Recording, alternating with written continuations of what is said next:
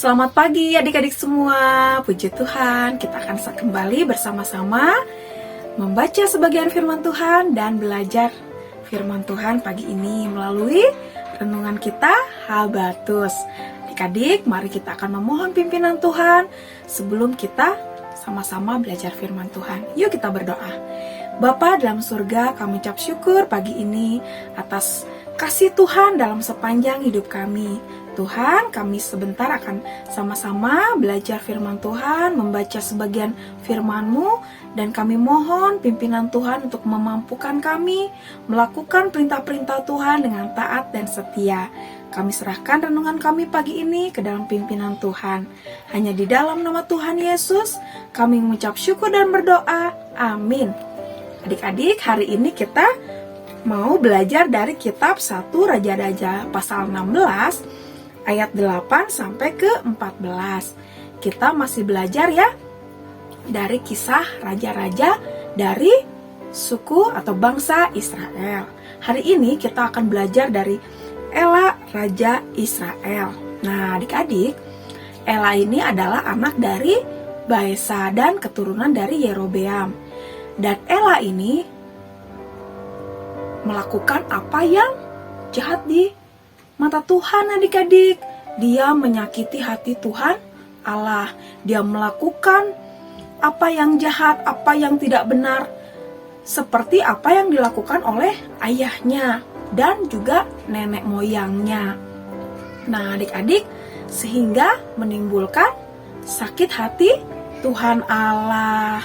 Nah, kita akan baca ya di ayat ke-12 sampai ayat yang ke-13. Demikianlah Zimri memunahkan seluruh keluarga Baesa sesuai dengan firman Tuhan yang diucapkannya kepada Baesa dengan perantaraan Nabi Yehu.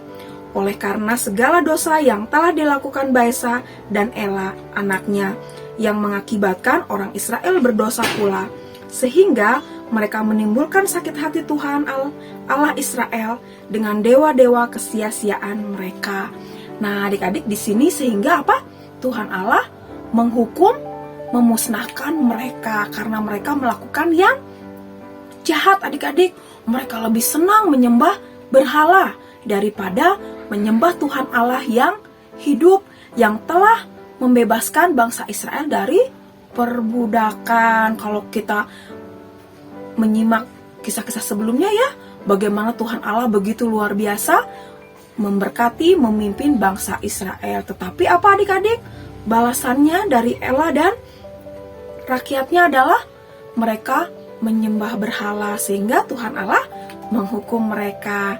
Nah, adik-adik, di sini pelajaran yang kita ambil, bagaimanapun dosa ataupun kejahatan ada akibatnya, yaitu dihukum. Nah, adik-adik, contoh sederhana ya, kalau kita bermain bersama teman-teman dan ada yang mengajak mengambil buah di pohon milik tetangganya, itu perbuatan baik tidak adik-adik?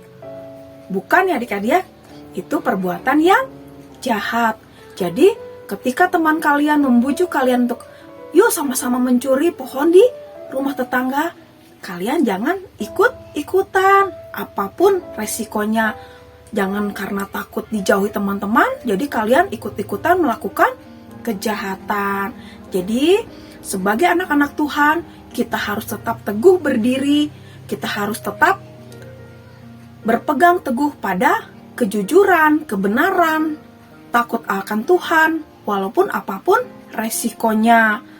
Sekalipun kita akan kehilangan teman, tapi percaya adik-adik, selama kita tetap menjadi anak Tuhan yang baik, yang tetap jujur, melakukan kebenaran, Tuhan pasti akan menolong kita dan membela kita.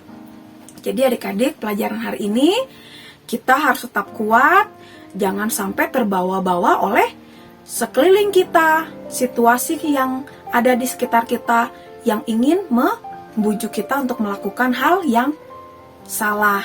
Tetapi kita harus tetap kuat iman kita harus tetap berani untuk menjadi anak-anak Tuhan yang jujur, anak-anak Tuhan yang tetap taat melakukan kebenaran.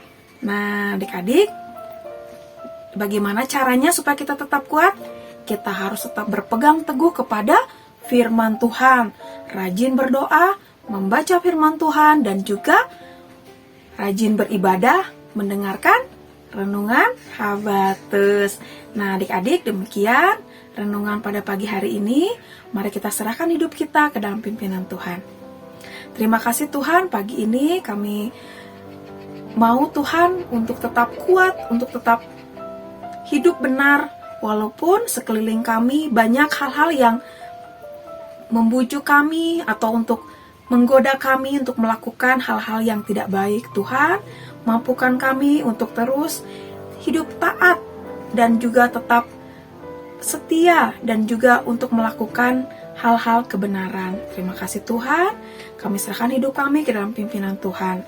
Hanya di dalam nama Tuhan Yesus, kami ucap syukur dan berdoa. Amin. Sampai jumpa adik-adik di renungan selanjutnya. Tuhan Yesus memberkati.